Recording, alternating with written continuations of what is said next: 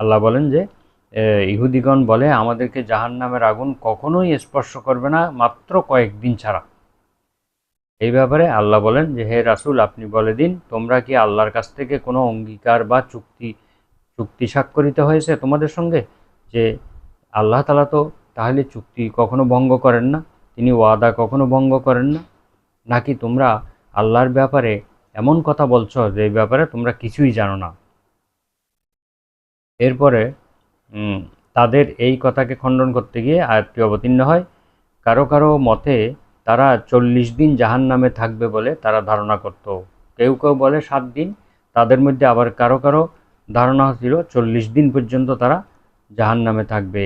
এর কারণ হিসেবে তারা বলে যে তাদের পূর্বপুরুষেরা 40 দিন পর্যন্ত গৌবৎসের পূজা করেছিল, যে এই ঘটনাগুলো আমরা পূর্বে আলোচনা করে ফেলেছি।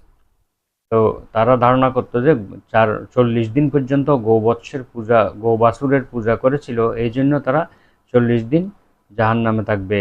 তাদের আরেকটি ধারণা হচ্ছে এই যে তওরাত কিতাবে রয়েছে যে জাহান্নামের 2 তীরের জাক্কুম নামক বৃক্ষ 40 দিনের পথ। জাহান্নামের দুই পাশে 2 তীরে 2টা জাক্কুম নামক বৃক্ষ আছে, যেগুলোর দূরত্ব 40 দিনের পথ। তাই তারা বলতো যে এই সময়ের পরে তাদের শাস্তি উঠে যাবে, 40 দিন পরে তাদের শাস্তি উঠে যাবে। এগুলি সবগুলো তাদের কল্পনাপ্রসূত কথাবার্তা, এগুলির পক্ষে কোনো দলিল নেই, প্রমাণ নেই। প্রমাণ ব্যতীত মনের ধারণা এবং কল্পনার অনুসরণ করে, আর এগুলোকে তারা আল্লাহর কথা বলে মানুষের মধ্যে চালিয়ে দেয়। এছাড়া হাফেজ আবু বকর ইবনে মারদুবিয়া রহিমাহুল্লাহ আবু হুরায়রা রাদিয়াল্লাহু তাআলা আনহু থেকে একটি হাদিস বর্ণনা করেন। সেই হাদিসটি হলো ক্বালা লাম্মা ফুতিহাত খাইবারু।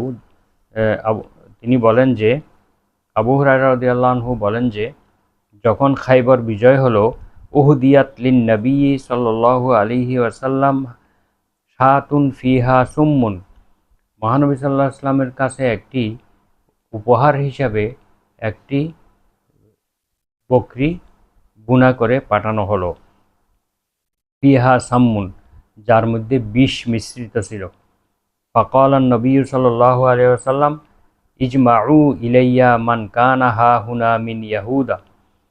নবী করিম সাল্লাল্লাহু আলাইহি ওয়াসাল্লাম আদেশ দিলেন যে এখানে যত ইহুদি আছে সবগুলোকে তোমরা একত্রিত করো। ফাজুমিউ লাহু, অতঃপর সেই ইহুদিদেরকে নবীজির কাছে আনা হলো, জমা করা হলো। ফাকালা ইন্নী সাইলুকুম আন শাইইন, নবীজি বললেন